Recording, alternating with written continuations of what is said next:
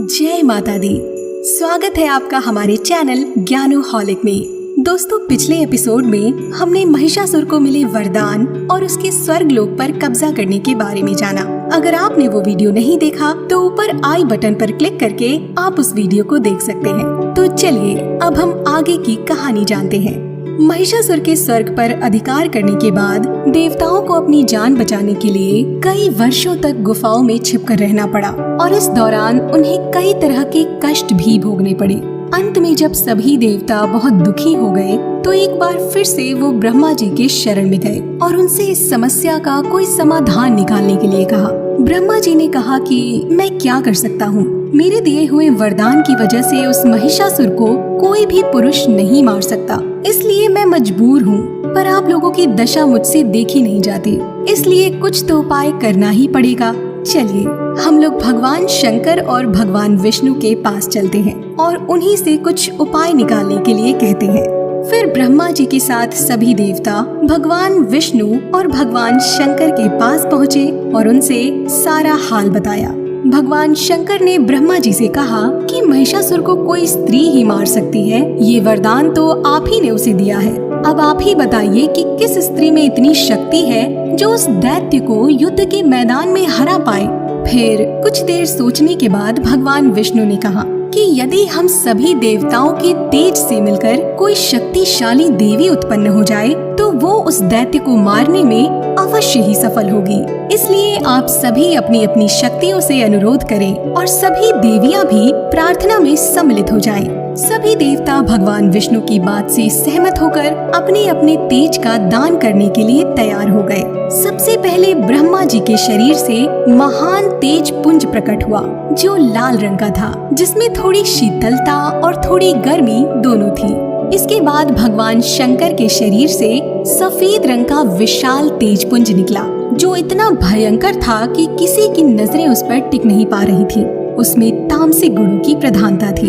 इसके बाद भगवान विष्णु के शरीर से श्याम वर्ण का अत्यंत प्रकाशमान तेज पुंज निकल आया। उसमें सात्विक गुणों की प्रधानता थी। ऐसे ही इंद्रदेव, वरुण देव, कुबेर, यमराज और अग्निदेव के शरीर से भी तेज प्रकट हुआ और सारा तेज मिलकर एक हो गया।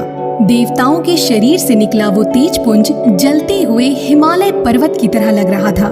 फिर देखते ही देखते वो तेज पुंज एक नारी के रूप में बदल गया। भगवान शंकर का जो तेज था उससे देवी का मुख प्रकट हुआ। यमराज के तेज से उनके सिर में बाल निकल आए।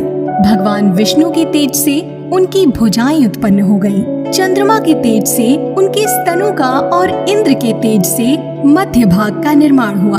वरुण के तेज से जंघा और पिंडली और पृथ्वी के तेज से नितंब भाग प्रकट हुआ।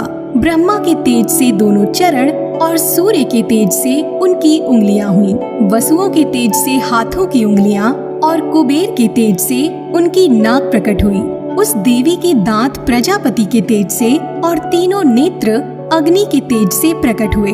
उनकी भौहें संध्या के तेज से और कान वायु के तेज से उत्पन्न हुए। इस प्रकार उन देवी की उत्पत्ति हुई।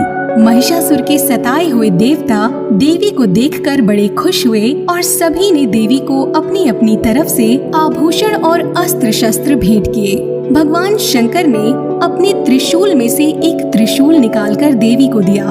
फिर भगवान विष्णु ने भी अपने चक्र से एक चक्र उत्पन्न करके भगवती को अर्पित किया। वरुण ने उन्हें शंख दिया। अग्नि ने शक्ति भेंट की। वायु ने धनुष और बाण से भरे हुए 2 तरकश प्रदान किए। देवराज इंद्र ने उन्हें अपने वज्र से उत्पन्न करके एक वज्र दिया और ऐरावत हाथी से उतारकर एक घंटा भी दिया। यमराज ने काल दंड से दंड, वरुण ने पाश, प्रजापति ने स्फटिक की माला और ब्रह्मा जी ने कमंडलू भेंट किया। सूर्य ने देवी को अपनी किरणों से तेज प्रदान किया। काल ने उन्हें चमकती हुई तलवार और ढाल दी। क्षीर समुद्र ने उज्जवल हार और 2 दिव्य वस्त्र दिए जिनकी चमक कभी फीकी नहीं पड़ती थी। साथ ही उन्होंने अन्य आभूषण जैसे चूड़ामणि, कानों के कुंडल, कड़े, गले की हसली, अंगूठी भी प्रदान की और एक उज्जवल अर्धचंद्र भी भेंट किया। फिर विश्वकर्मा ने उन्हें एक फरसा भेंट किया साथ ही अनेक प्रकार के अस्त्र और अभेद्य कवच भी प्रदान किए और कभी ना मुरझाने वाले कमलों की माला भी भेंट की। जलधि ने उन्हें एक कमल का फूल भेंट किया जो कभी मुरझाता नहीं था। हिमालय ने उन्हें सवारी के लिए सिंह और तरह तरह के रत्न भेंट किए। कुबेर ने मधु से भरा हुआ पान पात्र दिया और नागों के राजा शेष ने उन्हें बहुमूल्य मणियों से विभूषित नागहार भेंट किया। इस प्रकार अन्य देवताओं ने भी उनको तरह तरह के अस्त्र शस्त्र प्रदान किए। सभी अस्त्रों शस्त्रों को धारण करके देवी ने बार बार अट्टहास करते हुए ऊंचे स्वर में गर्जना की। उनके भयंकर नाद से पूरा आकाश गूंज उठा। उसकी प्रतिध्वनि से पूरे विश्व में हलचल मच गई। पृथ्वी डगमगाने लगी, समुद्र में हलचल होने लगी, पहाड़ हिलने लगे। फिर देवताओं और महर्षियों ने विनम्रता पूर्वक उन महासुंदरी शक्ति रूपा भगवती जगदम्बा की जय जयकार करते हुए उनकी स्तुति की।